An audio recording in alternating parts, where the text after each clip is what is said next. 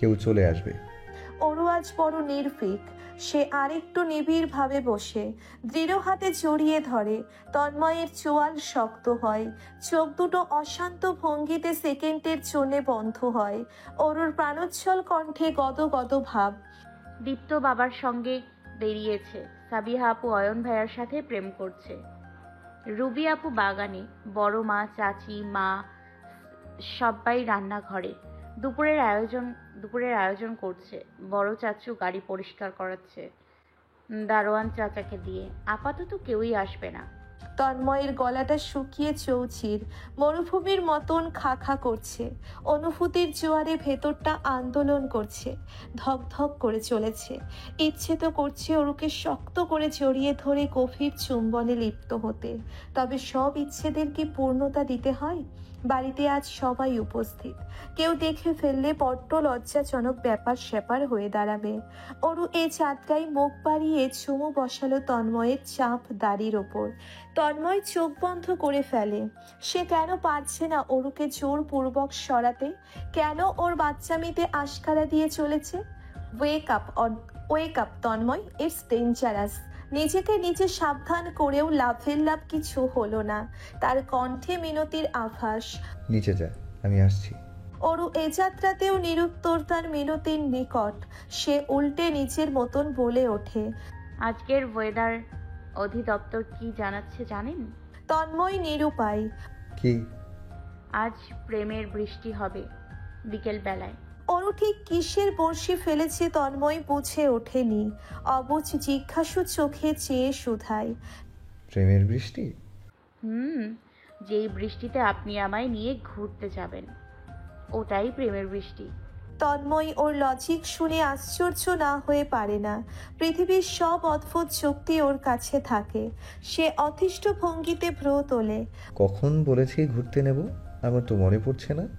অরুকে বেশ নিরীহ দেখালো। আপনি তো জানেন আমি বৃষ্টি কত ভালোবাসি, তাই না? হুম। আজ ঘুরতে নিয়ে যাবেন না? তন্ময় দীর্ঘশ্বাস ফেলল। বিরক্তির হাবভাবের ভঙ্গিমা ধরে ওকে আগাগোড়া দেখল। চোখ রাঙানো ছুতোতে বলল, নেব, ওঠ। অরু উঠল না। ঠোঁটে ঠোঁট টিপে রেখেছে, যেন এখনো কিছু বলার আছে। তন্ময় নিবিড় ভাবে ওই গোলাপি ওষ্ঠদয় দেখে আওড়ালো। কি বলবি? অরুকে ভীষণ লজ্জিত দেখালো। পাপড়ি যুগল সমানে পলক ফেলছে, ঠোঁট দুটো নিষ্ঠুরভাবে দাঁত পিষেছে। সময় নিয়ে নিচু স্বরে ফিসফিসানির সুরে কোনো রকমে বলে, আমরা কবে থেকে একসাথে থাকবো? তন্ময়ের কান দুটো ঝাঝা করে উঠল। অঙ্গ প্রত্যঙ্গে ইলেকট্রিক শক লাগলো যেন। দৃষ্টি প্রখর হলো। গেল গেল গেল।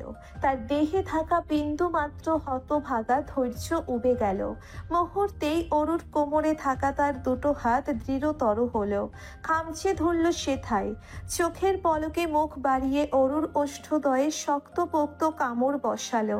দাঁতে দাঁত পিষে শাসানো গলায় বলে উঠল, এখন তুই এখান থেকে রফা দফা না হলে তোর কপালে দুঃখ আছে। অরু আতঙ্কে দুহাতে মুখ চেপে ধরেছে। নয়ন যুগল তৎক্ষণাৎ আর্দ্র হয়ে এসেছে ব্যথায়। ভীত সে তক্ষুনি লাফিয়ে উঠে দাঁড়িয়েছে। তন্ময়কে দ্রুত গতিতে উঠতে দেখেই এক দৌড় লাগালো। এক দৌড়ে বেরিয়ে গেছে রুম থেকে। তন্ময় উপলব্ধি করলো তার শরীর গরম। মনে হচ্ছে আগুন ধরিয়ে দেওয়া হয়েছে, দাউ দাউ করে চলছে।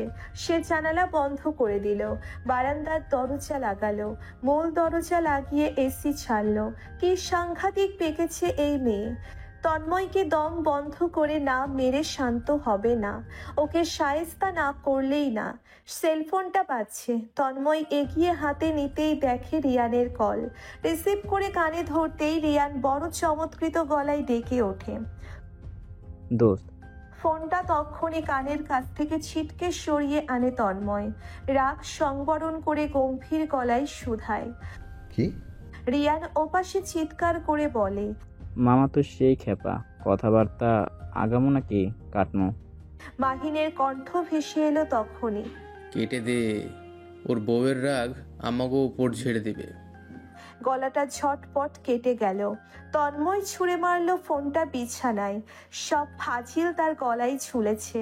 টি শার্ট খুলতে খুলতে সে ওয়াশরুমের দিক হাঁটা ধরল। তার এখন গোসল নেওয়াই উত্তম। মাথা ঠান্ডা হওয়া প্রয়োজন। ঘরের ভেতর ওরও মাস্ক পরে ঘুরছে। এই নিয়ে বাড়ির সকলের অভিযোগটি তন্ময়ের ঘরেতেও চলে এসেছে। এনেছে দীপ্ত। সে বিচিত্র ভঙ্গিতেই নাক মুখ কুঁচকে বলে। দীপ্তর কাছে যা মজার লাগছে তা তন্ময়ের কাছে মোটেও লাগছে না। এই মেয়ে তার মা নিশ্চয় ধুলোয় মিশিয়েই ছাড়বে। কেন মাস্ক পরে ঘুরতে হবে? ঘন্টা খানেক ঘরে থাক, ফোলা ভাবটা না হয় খানিক কমে যেত। অবশ্য তন্ময়েরও দোষ। কি দরকার ছিল কামড় দেবার? সে অশান্তভাবে উঠে দাঁড়ালো। দ্রুত পায়ে বেরিয়ে গেল ঘর থেকে। পেছনে দীপ্তও ছোট ছোট পায়ে তাকে অনুসরণ করছে। সিঁড়িপথ ধরতেই দেখলো অরুর পেছনে রুবি দৌড়চ্ছে মাস্ক খুলবে বলে।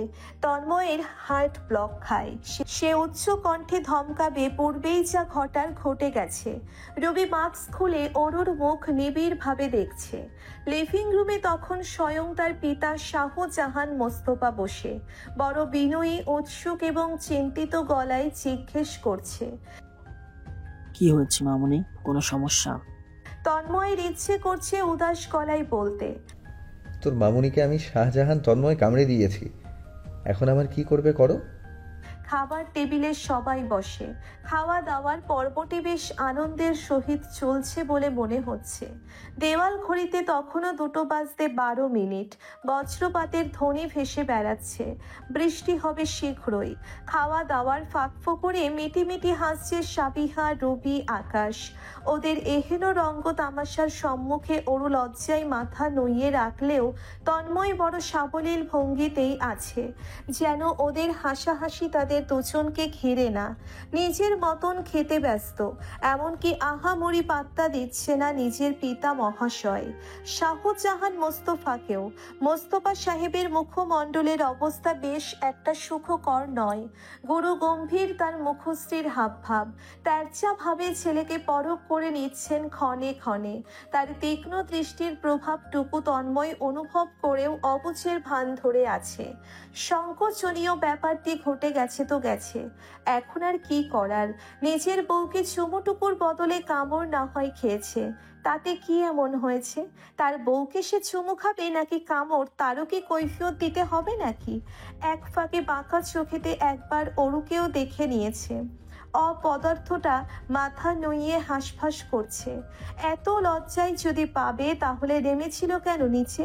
কে জোর করেছে ওকে? ড্যাং ড্যাং করে সেধে পড়ে লজ্জা মাথায় নিলে এখানে তার কি করার? ওর মাথার ভেতরে আসলে কিছুই নেই, গাধা একটা।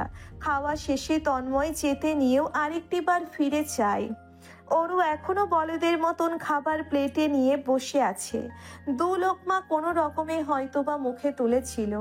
বাদবাকি খাবারগুলো মনোযোগ সহকারে আঙ্গুল দিয়ে বুনছে। আশ্চর্য, খেয়ে দিয়ে ঘরে যাবে তা না করে ঠোঁট কাটা মুখ নিয়ে আমোদে বসে থাকার মানে আছে? তন্ময় এক প্রকার বাধ্য হয়েই ধমকে ওঠে। এভাবে খাবার নিয়ে বসে আছিস কেন? খেয়ে দে, ওঠ। ওরও চমকে ওঠে। মুহূর্তেই চোখ তুলে চায়। দৃষ্টিতে দৃষ্টির মিলন ঘটে সেকেন্ডের। পর মুহূর্তেই মুখ বাঁকিয়ে সে নিজের খাবার বুনতে শুরু করে পূর্বের ন্যায়। অনাগ্রহী তন্ময়ের আদেশ শুনতে। তন্ময় আর এক মুহূর্ত দাঁড়ায় না। ত্বরান্বিত পদচারণে সিঁড়ি বেয়ে উপরে উঠে আসে। সুযোগ পেলেই দেখা যাবে তার ঘাড় ধরে বসেছে মোস্তফা সাহেব। তার সম্মুখীন না হওয়াই উত্তম। রুমে ফিরে আধ পড়া ফর্মটা পড়ার প্রস্তুতি নিচ্ছিল, তখনই নামলো ঝুম বৃষ্টি। তার ইজি চেয়ারটা বারান্দার ঠিক কাছেতেই। সুস্পষ্ট দেখা যাচ্ছে বৃষ্টির উদাসীনতা, বিশালতা। উদার হাওয়াতে বসে ভেসে ভেতরে প্রবেশ করছে বৃষ্টির জল। বারান্দার ফ্লোর ভিজিয়ে দিয়েছে ইতিমধ্যেই। গ্রিলে ঝোলানো ছোট ছোট ফুলের টবগুলোতে থাকা কয়েক ধরনের ফুলেরা ভিজছে, দুলছে, হাসছে। তন্ময়ের মনে পড়ল অরুর সকালের কথাগুলো। ঘুরতে যেতে চেয়েছিল মেয়েটা, অনেকদিন ধরেই ওকে নিয়ে বেরোনো হচ্ছে না। অরুর ভার্সিটিতে গিয়ে একদিন ওকে পিক করা প্রয়োজন। বিষয়টা খুব পছন্দ করে ও, বিশেষ করে তন্ময় একান্তভাবে গিয়ে ওকে পিক করবে, এই বিষয়টা খুব এনজয় করে। তন্ময় বোঝে সবই। সেবার হঠাৎ করেই দুপুরের দিক সে অরুর ভার্সিটিতে পৌঁছেছিল। ক্লাস শেষ করে বেরিয়ে তাকে দেখতে পেতে কি খুশিই না হয়েছিল মেয়েটা।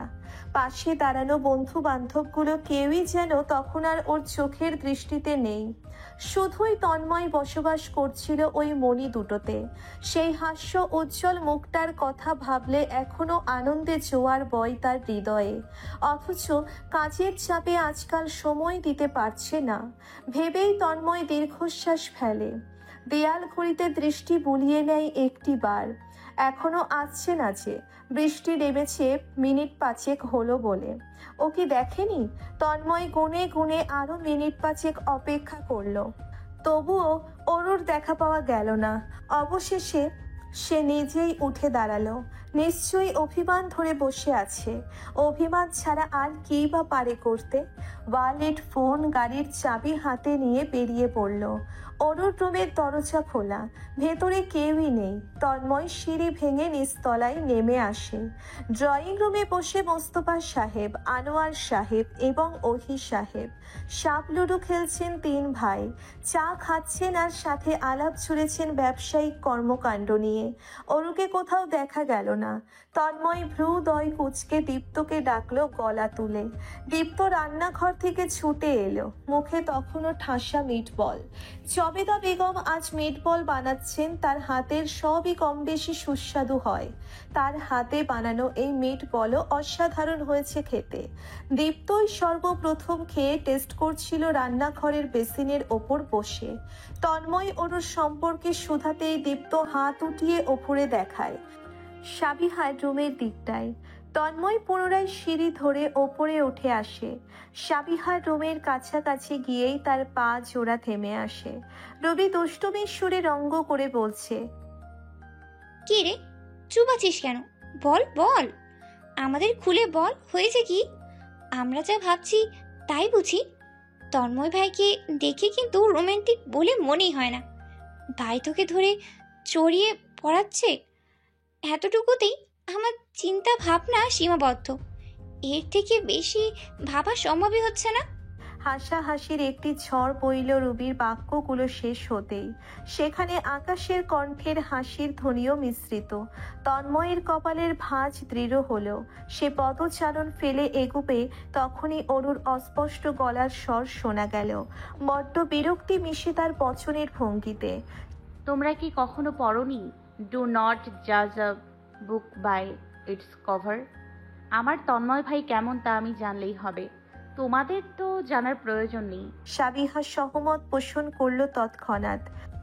সহমত, আমি ভাবির সঙ্গে একমত। এবারও হাসল সকলে। অরুকে ভাবি ডাকাটা যেন অন্যতম হাস্যকর ব্যাপার স্যাপার। এই যে রুবি হাসতে হাসতেই বলে ফেলল, ভাবিটা আমাদের খুব ছোট হয়ে গেল। অরুর কণ্ঠ জুড়ে রাগের বহিঃপ্রকাশ। তোমরা ভীষণ খারাপ আর দুমুখ।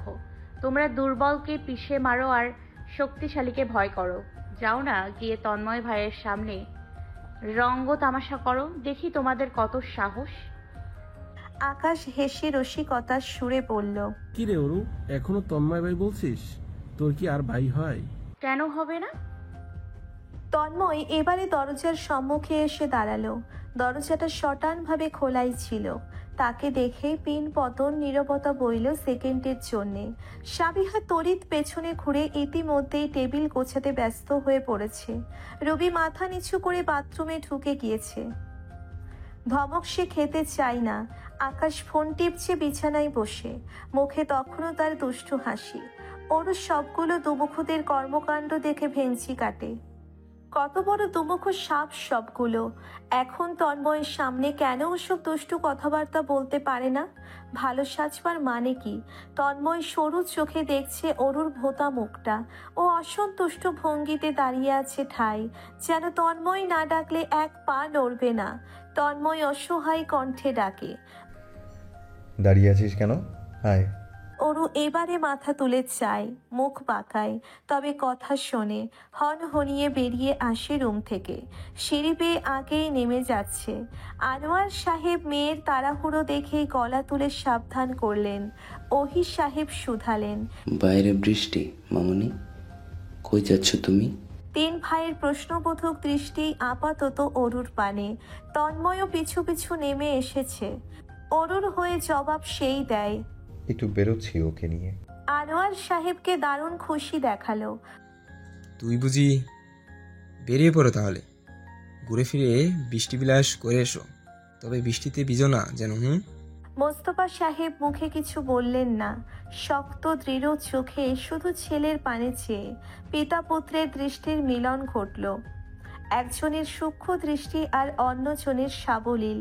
এ যাত্রায় তন্ময় ডান ভ্রু তুলে নাচালো, যেন অবলিত প্রশ্নবোধক কি উচ্চারণ করছে সে। মোস্তফা সাহেব মুখ ফিরিয়ে নিলেন, থমথমে গলায় বললেন, তাড়াতাড়ি ফিরে এসো। তন্ময় হাসে, মুখে বলে, জি। আধারচ্ছন্ন ঝুম বৃষ্টি বাতাসের তোড়জোড়ে কঠিন প্রভাব বিস্তার করছে। সড়কপথে মানুষজন নেই, গাড়ি ঘোড়া হাতে গোনা কিছু বাইপাস করছে তাদের। গাড়ির স্পিড মাঝামাঝিতে। অরু জানালার কাজ অর্ধেক নামিয়েছে। অত্যন্ত ধারালো প্রখর বৃষ্টির সম্মুখে সম্পূর্ণ নামানো যাচ্ছে না।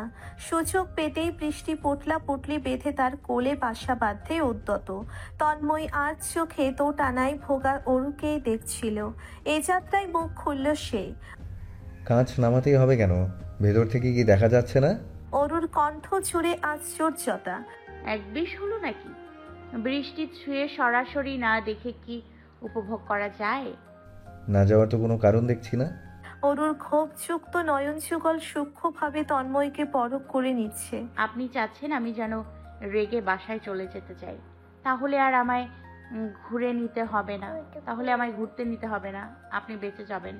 তন্ময়ের চোখ মুখ জুড়ে প্রাণোচ্ছল হাসি ফুটে ওঠে। পণ্ডিত কোথাকার। অরুর ঝগড়াটে কণ্ঠ আসমান ছড়ে বসে। আমি কি ভুল কিছু বলেছি? তাহলে অস্বীকার করুন, বলুন মুখে। তন্ময় দৃষ্টি রাস্তাতেই রাখে, ঠোঁট ছুঁড়ে চওড়া হাসি। অস্বীকার করছি না, তুই বাসায় যেতে চাইলে বেঁচে যাব। অরু চমকালো, বিমূঢ় হলো দৃষ্টি। ছোটখাটো ছলছল অভিমানী চোখে চেয়েই রইল তন্ময়ের মুখপানে। ভোঁতা হয়ে থাকা আতুরে মুখটা দেখে নিজের হাতটা আর সামলে রাখতে পারল না তন্ময়। ডান হাতে স্টিয়ারিং সামলে বাম হাতটা বাড়িয়ে অরুর গাল দুটো চেপে ধরল। কি দিয়ে আসি বাসায়? আমি আমি চাচুকে বিচার দিব। তন্ময় সামান্য ভয় পাবার ভান ধরে জানালো। ওহ, ভীষণ ভয় পেয়েছি। এখন তো বোধহয় তোকে নিয়ে ঘুরতেই হবে। অরুর ঠুনকো অভিমান এবং পোতা মুখ দুটোর একটাও বেশিক্ষণ স্থায়িত্ব পেল না। বৃষ্টি যেন সব অভিমানগুলো মুছে দিল। ঠিক সড়ক পথটির মতন পরিষ্কার ঝকঝকে। মাগরিবের আজান পড়েছে, হাওয়ার বেগ কমেছে। ঝমঝমিয়ে নামা বৃষ্টি রূপান্তরিত হয়েছে রিমঝিম বৃষ্টির ধারাতে। এ যাত্রায় কাজটা পরিপূর্ণভাবে নামিয়েছে অরু। সহাস্য মুখে উপভোগ করছে মেঘলা রাতের লং ড্রাইভ। অদূরেই মেইন রোডে একজোড়া কপত কপতি দেখা গেল। বৃষ্টি মাথায় নিয়ে হাতে হাত রেখে হাঁটছে, হাসছে, দুলছে আর আলাপে মগ্ন। ওরও মুগ্ধ হলো। একো চিত্তে খানিকক্ষণ দেখলো। ড্রাইভিংয়ে ব্যস্ত তন্ময় কেউ ডেকে দেখালো। তন্ময় আর চোখে পড়বেই দেখেছে, তবুও ওরও দেখাতে চাইতেই সে কোঅপারেট করলো। বেশ আগ্রহী চোখেই দেখে মন্তব্য করলো, অসময়ে বৃষ্টিতে ভেজা ভালো না।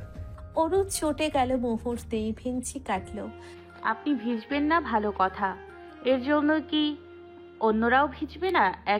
একই রসকসীন কথা, কেই বা ভেবেচিন্তে ভেজে? তন্ময়ের সাবলীল জবাব, আমরা নই, বলুন আপনি। আমি তো ভিজতে চাই, আপনি দেন না ভিজতে। তন্ময় ডান ভ্রু তুলল। কি যেন বলেছিলি? লং ড্রাইভে নিলেই হবে, একদম বৃষ্টিতে ভিজতে চাইবো না।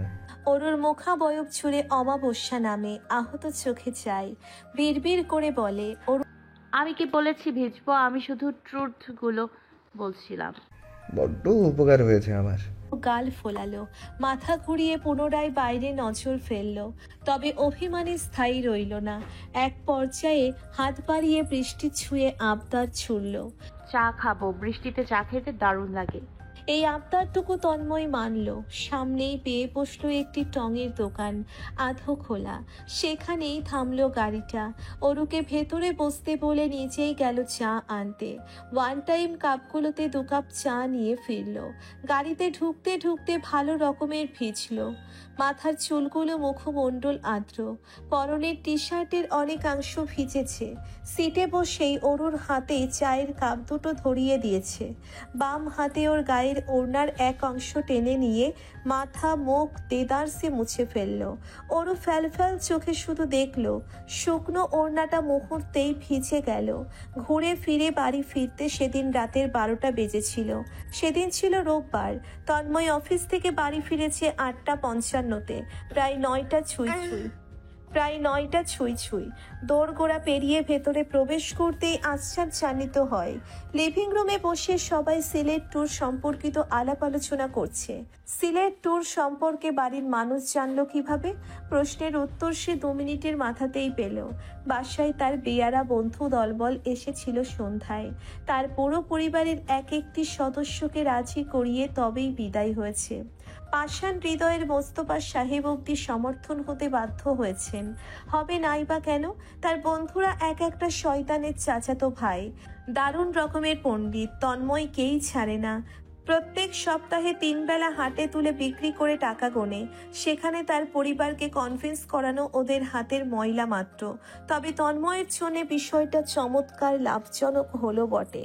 2 দিন ধরেই বেশ চিন্তায় পড়েছিল অরুকে সাথে নেবার বিষয়টা বাড়িতে কিভাবে বলবে। যেহেতু সে নিজেও চাচ্ছে অরুকে নিতে, এখন আর সেধে পড়ে বলাবলির ঝামেলা করতে হবে না। অরুকে চূড়ান্ত উৎফুল্ল দেখা গেল। আসমানের চাঁদটা যেন ওর আঁচলে এসে পড়েছে। খুশিতে মুক্তোর মতো চিকচিক করছে ওর মুখমণ্ডল। তন্ময়কে দেখতে পেতেই 2 লাফে সোফা ছেড়ে চলে এলো কাছাকাছি। গদগদ কণ্ঠে শুধাতেই থাকলো ট্যুর সম্পর্কে তথ্যসূত্র। কখন যাবে, কে কে যাবে, কি দিয়ে যাবে ইত্যাদি। তন্ময় সিঁড়ি বেয়ে উঠছে। ওর ব্রিফকেসটা উতলা হয়ে স্বেচ্ছায় নিচু হাতে নিয়েছে। পিছু পিছু সিঁড়ি বাইছে তন্ময়ের পদচারণের সঙ্গে চরণ মিলিয়ে। মুখ দিয়ে বেরুচ্ছে একের পর এক প্রশ্ন। তন্ময় প্রত্যুত্তর করছে না। তার সত্যি কারার্থে জবাব দিতে মন চাইছে না। ওর তোতা পাখির মতন পকর পকর করতে থাকা ওষ্ঠদয়ে চুমু খেয়ে মুখটা বন্ধ করে দিতে ইচ্ছে হচ্ছে। পরিবারের সম্মুখে তো তা আর সম্ভব না। বসবাস ঘরে উপস্থিত সকলের আকাঙ্ক্ষিত দৃষ্টি আপাতত তাদের ওপর। তন্ময় অনুভব করতে পারছে এই তো আর চোখে একটিবার তাকিয়েছেও। আনোয়ার সাহেব কেমন মিটি মিটি হাসছেন, কণ্ঠ খাদে নামিয়ে মাশাল্লাহ মাশাল্লাহ আওড়াচ্ছেন। মোস্তফা সাহেবের মুখমণ্ডলের অবস্থাও আজ অসন্তোষজনক নয়, যা বেশ সারপ্রাইজিং। সমিতা বেগম দোয়া দরুদ পড়ছেন নজর না লাগার। সেদিকে শেষবার চেয়ে কক্ষে ঢুকলো। অরুও সঙ্গে সঙ্গে ঢুকলো। তিমির আচ্ছন্ন ভেতরটা সে অপেক্ষাকৃত বাতি জ্বলে ওঠার যা কিয়ৎক্ষণের ব্যবধানেও চলল না। আশ্চর্যান্বিত কণ্ঠ তুলে ডাকার সময়টুকুও পেল না। তন্ময়ের শক্তপোক্ত বাহুবন্ধনে আবদ্ধ হলো। তন্ময়ের রীতিমতো ক্রমান্বয়ে এগুনোতে তার পেট দিয়ে ঠেকল বন্ধ হয়ে যাওয়া দরজায়। শীতল ওষ্ঠদয়ে ছুল তার গাল দুটো। পরপর আধ বোঝা নাকটা অরুর ছটফটে হাত জোড়াতে থাকা ব্রিফকেসে পড়ে গেল ফ্লোরে। ফাঁকা হাত দুটো মুহূর্তেই মুষ্টিবদ্ধ করে ধরেছে তন্ময়ের মেরুন রঙের শার্ট। তন্ময় শুধালো আধারে, যাবি সিলেট? অরুর জবাবটি যেন ঠোঁটের মাথাতে রাখা। সাথে সাথেই সে ত্বরান্বিত ভঙ্গিতে জানায়, আমি ভীষণভাবে যেতে চাই, অত্যাধিক যেতে চাই। তন্ময় শব্দহীন হাসল। অরুর মুখের ভীষণ কাছ থেকে পুনরায় শুধালো, কতটা? অরু যেন আধারে হিসেব নিকেশ করে ভাবল। কিয়ৎক্ষণের মধ্যেই আচমকা শব্দ করে চুমু খেল তন্ময়ের শীতল ওষ্ঠ জোড়ায়। মুহূর্তেই তন্ময় ও সুযোগের সদ্ব্যবহার করে বসল। স্বেচ্ছায় আসা ঠোঁট দুটো আজ ছাড়ল না তৎক্ষণাৎ। লম্বা এক শক্তপোক্ত চুমুতে মেতে উঠল। ওরটা বড্ড চঞ্চল, দুরন্তপনায় ফার্স্ট ক্লাস। ঘনিষ্ঠ হলেই ওর নড়ানড়ির শেষ থাকে না, বাহুতে চাপটে রাখতে হয়। একটু ছাড় দিলেই হাঁসফাঁস করে পালাই পালাই করে বেড়ায়। না চাইতেও ঠোঁট দুটো ছাড়ল সে, বাতি জ্বালালো। ওরও অন্যদিকে ফিরে দাঁড়ালো তৎক্ষণাৎ। তন্ময় এক পলক দেখেছে ওর লাল টকটকে ঠোঁট ছোড়া, গাল দুটোও রক্তিম। সে হাসিটুকু গিলে ফেলল। শার্ট খুলতে নিয়েই গম্ভীর কণ্ঠে বলল, তোকে নেয়ার ইচ্ছে নেই। ওরও নিজের ক্ষণিকের লাজ লজ্জা চুমুর ব্যাপারটা মুহূর্তেই ভুলে বসলো। আহত চোখে ফিরে চাইল। তড়িৎ পদচারণে কাছাকাছি গিয়েই শুধালো, কেন কেন? বললাম না আমি জ্বালাবো না। যেভাবে বলবেন সেভাবেই চলবো, সারাক্ষণ আপনার সাথেই থাকবো। যা বলবেন আমি তাই করব, তবুও নিয়ে চলুন প্লিজ প্লিজ প্লিজ। তন্ময় ভ্রু দুটো নাচালো। যা বলবো তাই করবি? অরুর চোখ দুটি পিটপিট করলো। তন্ময়ের চোখ মুখে এবার দুষ্টুমি খেলা করলো। আচ্ছা। অরু ভ্যাবাচ্যাকা খেলো যেন। কিন্তু ওয়াশরুমে যেতে যেতে তন্ময় সতর্কৃত ভঙ্গিতে বলে গেল, মনে থাকে যেন। অরু কি খুশি হবে নাকি ভয় পাবে তন্ময় ভাই তাকে এমন সতর্ক করলো কেন? ভাবনায় বিভোর সে দরজার ওখানটায় পড়ে থাকা ব্রিফকেস তুলল। সেটি টেবিলের ওপর রেখে বারান্দার স্লাইডিংয়ে সরালো। সেটিকে টেবিলের ওপর রেখে বারান্দার স্লাইডিং ডোর সরালো। আজকের ছাদটা দারুণ সুন্দর তো, ঠিক তার তন্ময় ভাইয়ের মতন। মঙ্গলবার রাতে বন্ধু বান্ধব সব কফি শপে একত্রিত হলো। ভার্সিটির দুই বন্ধুও এই ট্যুরে জয়েন হচ্ছে। এক্সাইটমেন্ট সবগুলোর হাই লেভেলে। আলোচনা হচ্ছে সিলেট ট্যুরের আসল ব্যাপার স্যাপার নিয়ে। বেশ কষাকষির পর ট্যুরের তারিখ ভেবেচিন্তে ফেলা হলো 14তে, ঠিক বৃহস্পতিবার। আজ থেকে 3 দিন পর। তবে কিসে করে যাবে? স্লিপিং বাস, গাড়ি নাকি প্লেন? সচরাচর ব্যবসায়িক কাজে প্লেনেই যাওয়া আসা হয় সকলের, তাই প্লেনের অপশন ক্যান্সেল। দ্বিতীয়টি স্লিপিং বাস, তবে মাহিনের কাছে সেসব ঝামেলাপূর্ণ মনে হলো। তার মতে মাইক্রো গাড়ি করে গেলে ভালো হবে, সকলে নিজেদের মতন আনন্দ আহ্লাদ করতে পারবে। শেষমেশ মাহিনের কথা মতো ডিসিশন নেওয়া হলো। তারা 14 তারিখ বৃহস্পতিবার দুপুর বেলাতে বেরোবে সিলেটের উদ্দেশ্যে। রুস্তমদের একটি বাগান বাড়ি আছে, ওখানেই উঠবে। অবশ্য সিলেট তন্ময় সহস্রবার গিয়েছে নানা বাড়ির উদ্দেশ্যে, তবে এবারেরটা ভিন্ন। এবার একান্তগতভাবে যাচ্ছে অরুকে নিয়ে। বন্ধু বান্ধব তো ছুতো মাত্র। 14 বৃহস্পতিবার। আজ দূর তর্মনীয় প্রদীপ্ত পরিষ্কার গগন। সহস্র নাম না জানা পাখি দলবল বেঁধে নীল সাদাটে গগনের বুক ছিঁড়ে উড়ে বেড়াচ্ছে, ঠিক যেন ক্যানভাসে রং তুলিতে আঁকা কোনো দৃশ্য। চমৎকৃতভাবে ভূষিত সূর্যি মামা আজ খ্যাপা সার যেন। তার প্রলয়ঙ্কারী আগুন মুখ তপ্ততায় মগজ গলে যাবার পথে। ভ্যাপসা গরমে গতরের অঙ্গ প্রত্যঙ্গ জুড়ে জ্বালা পড়ার সংকেত। পক্ষান্তরে এই উত্তপ্ত দুপুর মেনে না যাই, তবুও বৃষ্টি বাদল মেনে নেওয়ার মতন অন্তঃকরণ আজ নেই। অন্যদিন হলে ভিন্ন ব্যাপার। তন্ময় এইভাবেও বর্ষণের দিনগুলো আহামরি পছন্দ করে না। এই ভাবনাটুকু নিতান্ত পক্ষে তার হৃদয়ের কোণেতে যত্নে রাখা সুপ্ত অনুভূতি। অবশ্যই অরুর সম্মুখে তা প্রকাশ করার মতো নয়। ও নিরাপদ শ্রোতা, দেখা যাবে কেঁদে বসে আছে। কেন বৃষ্টির মতন অসাধারণ জল তার পছন্দ নয়? এই প্রশ্নটুকুই বারংবার করে যাবে। যুক্তি দিয়ে আর যা হোক, অরুর সঙ্গে ইহজন্মে পারা সম্ভব নয়।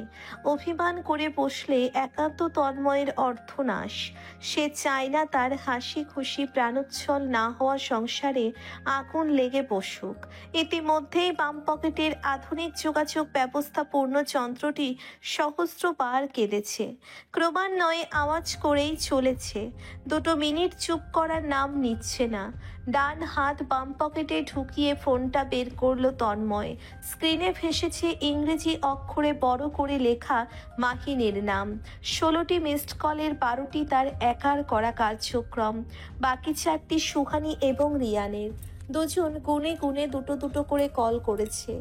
তন্ময় সর্বাগর্বিত মাহিন মজুমদারকে কল ব্যাক করলো। তন্ময় সর্ব আগ্রহবর্তী মাহিন মজুমদারকে কল ব্যাক করলো। অশান্ত উদ্গ্রীব ছেলেটার মাথায় কি সমস্যা জানা প্রয়োজন। মাহিন হয়তোবা ফোন হাতে ধরে বসেছিল। কল রিসিভ হলো তখন ম্লান কণ্ঠখানা ব্যাকুল শোনালো। দোস্ত রে। এহেন বিষাদযুক্ত কণ্ঠ কর্ণে পৌঁছে তন্ময়কে বিভ্রান্ত করতে সক্ষম হলো না, হওয়ার কথাও নয়। চুৎসই কারণ নেই, সে নির্বিকার হয়ে কাবার্ড হাতাচ্ছে। মোট 6টা শার্ট নিয়েছে, 6 রঙের, টি শার্ট 4টে, 4 ধরনের, 6টা প্যান্ট ভিন্ন স্টাইলের, লাগেজ পরিপূর্ণভাবে গোছানো পরিপাটি ভঙ্গিতে। তারপরও সবকিছু শেষবার দেখে নেওয়া তার অভ্যেস। বল। অনুরাগ শূন্য প্রত্যুত্তর শুনে মাহিন বিরক্তিতে উচ্চারণ করে। প্রত্যাশা মোতাবেক পালের বটুকুও হলো না। পাশে ড্রাইভ করতে থাকা অতি ব্যস্ত রিয়ান শেখ তার দাঁত কেলিয়ে হাসছে। মাহিন এতে অসন্তুষ্ট হয় দ্বিগুণ। এবারে সত্যিকার অর্থের ম্লান গলায় আওড়ায়। On the way. কক্ষের দুয়ারের সম্মুখে অরু এসে দাঁড়িয়েছে। নোট রঙের ফর্মাল প্যান্টের সাথে ফুল স্লিভসের কালারফুল ফতুয়া পরেছে। ডাবল প্যাচে গলায় কালারফুল প্রিন্টেড স্কার্ফ। চরণে ওর উচ্চতার চেয়ে দ্বিগুণ বড় হিলস। চুলগুলোতে ছুটি বেঁধেছে। হালকা পাতলা মেকআপ করেছে। জুতো জোড়া বাদ দিলে সবই তন্ময়ের পছন্দের। ফোনে এসে অনাগ্রহী গলায় বলে, ওকে।